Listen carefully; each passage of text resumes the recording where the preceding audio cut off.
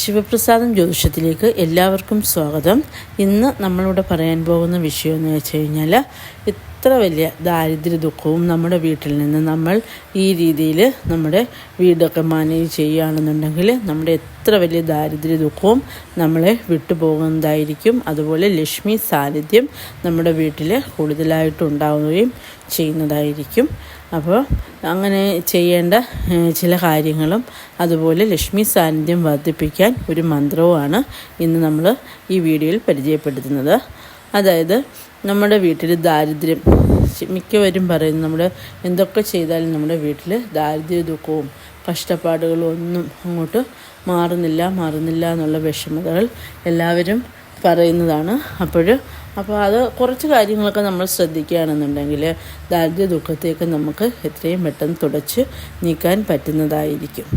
അതിനായിട്ട് നമ്മൾ കൃത്യസമയത്ത് തന്നെ നമ്മുടെ വീട്ടിൽ വിളക്ക് തെളിയിക്കാൻ, അതായത് ദീപം തെളിയിക്കാൻ പ്രത്യേകം ശ്രദ്ധിക്കണം. അപ്പോൾ ദീപം തെളിയിക്കുന്ന സമയത്ത് ആ ദീപം തെളിയിക്കുമ്പോഴും പ്രത്യേകം, അതായത് ലക്ഷ്മി സാന്നിധ്യം വരുത്താൻ നമ്മൾ ശ്രദ്ധിക്കണം. അതായത് നമ്മൾ വെറുതെ വിളക്ക് കൊണ്ടുവന്ന് വെച്ചിട്ട് കാര്യമില്ല.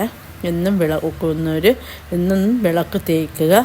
അതുപോലെ തന്നെ കൃത്യസമയത്ത് തന്നെ വിളക്ക് കത്തിക്കുക.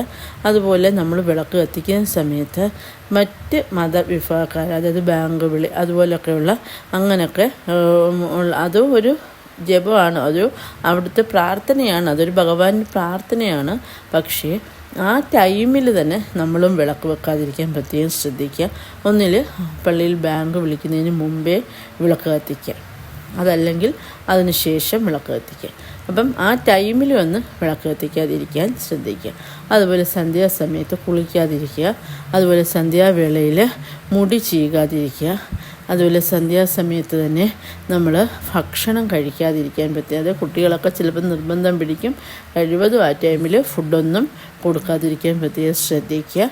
അതുപോലെ തന്നെ വിളക്ക് കത്തിക്കുമ്പോഴും നമ്മൾ പ്രത്യേകം ശ്രദ്ധിക്കണം. വിളക്ക് നല്ല തേച്ച് തുടച്ച് പൂക്കളൊക്കെ അർപ്പിച്ച് ദേവി സാന്നിധ്യം, അതായത് വിളക്കിനെ തന്നെ ദേവിയായിട്ട് കണ്ട് അങ്ങനെ വളരെ ഭക്തിയോടുകൂടി വിളക്ക് കത്തിക്കുക. നമ്മുടെ വീട്ടിൽ എന്തെങ്കിലും ദോഷങ്ങളുണ്ടെങ്കിൽ ആ വിളക്ക് കത്തിയിരിക്കുമ്പോൾ തന്നെ നമുക്ക് മനസ്സിലാകും.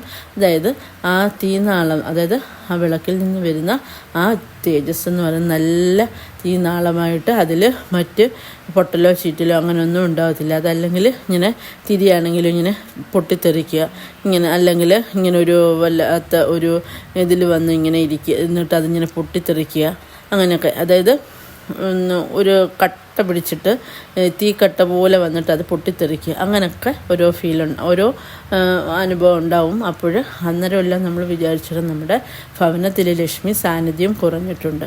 അതുപോലെ ചൊവ്വ വെള്ളി ദിവസങ്ങളിൽ കഴിവതും നമ്മുടെ വീട് വൃത്തിയാക്കാൻ ശ്രദ്ധിക്കുക. അതായത് വൃത്തിയാക്കുക എന്ന് വെച്ചാൽ നമ്മൾ മഞ്ഞൾപ്പൊടി, ഉപ്പ്, വിനെഗർ ഇത് മൂന്നും ഉപയോഗിച്ച്, അല്ലെങ്കിൽ നാരങ്ങാനീര് മൂന്നും ഉപയോഗിച്ചിട്ട് നമ്മൾ എന്തെങ്കിലും ഒരു ലിക്വിഡ് പോലെ ആക്കി അത്, അല്ലെങ്കിൽ ആ വെള്ളം തിളക്കിയെങ്കിലും ചെയ്യുക.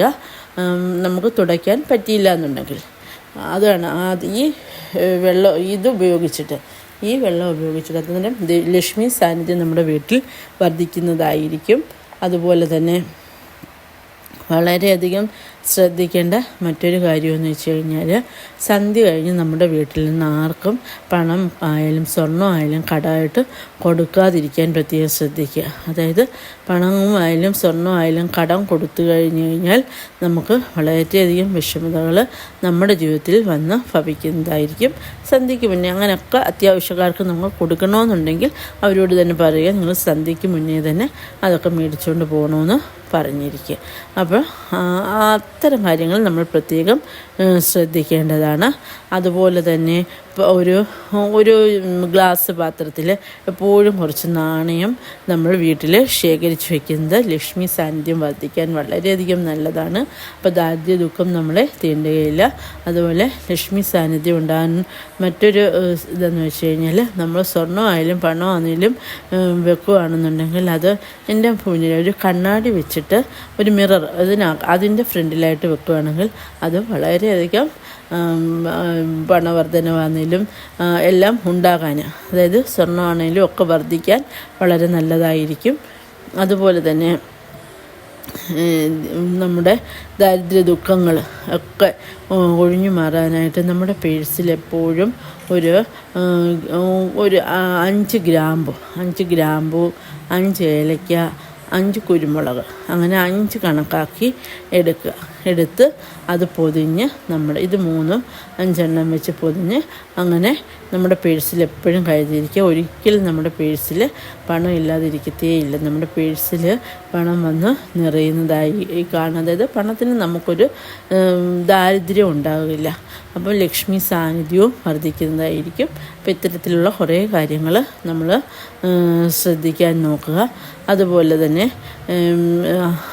നമ്മൾ മറ്റൊരു കാര്യം ശ്രദ്ധിക്കേണ്ടത്, വിളക്ക് കത്തിക്കുന്ന സമയത്ത് ഈ കോഴി കൂവുന്നത്, അതായത് പ്രഭാതങ്ങളിൽ കോഴി കൂവും, അതൊക്കെ അല്ലാതെ നായ്ക്കളുടെ ഓലിയിടിയിൽ ഇതൊക്കെ ഉണ്ടാകുന്നത് നമുക്കൊരു അശുഭ ലക്ഷണമായിട്ടാണ് തോന്നുന്നത്. അപ്പം അത് നമുക്ക് നാച്ചുറലി നമ്മുടെ പരിസരത്തൊക്കെ ഉണ്ടാകുന്നത്, അതെപ്പോഴും ഉണ്ടാവില്ല. അപ്പം നമുക്ക് എന്തെങ്കിലും ദോഷ സമയം വരുമ്പോഴാണ് അങ്ങനെയൊക്കെ അതുങ്ങളുടെ ഒരു കരച്ചിലും ഒക്കെ ഉണ്ടാവുന്നത്. അതുപോലെ തന്നെ നമ്മുടെ വീട്ടിൽ മുറ്റത്ത് വളർത്തിയിരിക്കുന്ന തുളസി ചെടി പെട്ടെന്ന് കരിഞ്ഞു പോകും. അത് നല്ല തഴച്ച് നിന്നത് പെട്ടെന്ന് കരിഞ്ഞുവാണെങ്കിൽ ദേവി സാന്നിധ്യം നമ്മുടെ വീട്ടിൽ നിന്ന് നഷ്ടപ്പെട്ടു എന്നുള്ളതാണ്. അതായത് നമ്മുടെ വീട്ടിൽ എന്തോ ദാരിദ്ര്യവും ദുഃഖവും ഒക്കെ വരുന്നുണ്ട് എന്നുള്ളതിൻ്റെ സൂചനയാണ്. അതുകൊണ്ട് തന്നെ തുളസി ചെടിയൊക്കെ നന്നായിട്ട് പരിചരിക്കാൻ നമ്മൾ പ്രത്യേകം ശ്രദ്ധിക്കേണ്ടതാണ്. അതുപോലെ തന്നെ നമ്മുടെ വീട്ടിൽ ദേവിയുടെ അനുഗ്രഹം അങ്ങനെ വന്ന് നിറയാനായിട്ട് നമ്മൾ ഈ മന്ത്രം എന്നും ജപിക്കുക. അതായത് ഈ മന്ത്രം ഇതാണ്: ഓം മഹാലക്ഷ്മി നമോ നമ, വിഷ്ണുപ്രിയായേ നമോ നമ, ധൻപ്രദായേ നമോ നമ, വിശ്വജനന്യേ നമോ നമ, ഓം ക്രീം മഹാലക്ഷ്മി നമ എന്ന ഈ മന്ത്രം നമ്മൾ എന്നും ജപിക്കുക. അപ്പം അത് ഒരു 8 പ്രാവശ്യം നമ്മൾ വിളക്കിൻ്റെ മുന്നിൽ നിന്ന് ജപിക്കുക. ഉറപ്പായിട്ടും നമ്മൾ ദാരിദ്ര്യം എന്ന് പറയുന്ന സംഗതി നമ്മളിൽ നിന്ന് വിട്ടുപോകുന്നതായിരിക്കും. അപ്പോൾ എല്ലാവർക്കും എല്ലാ ഐശ്വര്യങ്ങളും ഉണ്ടാകട്ടെ.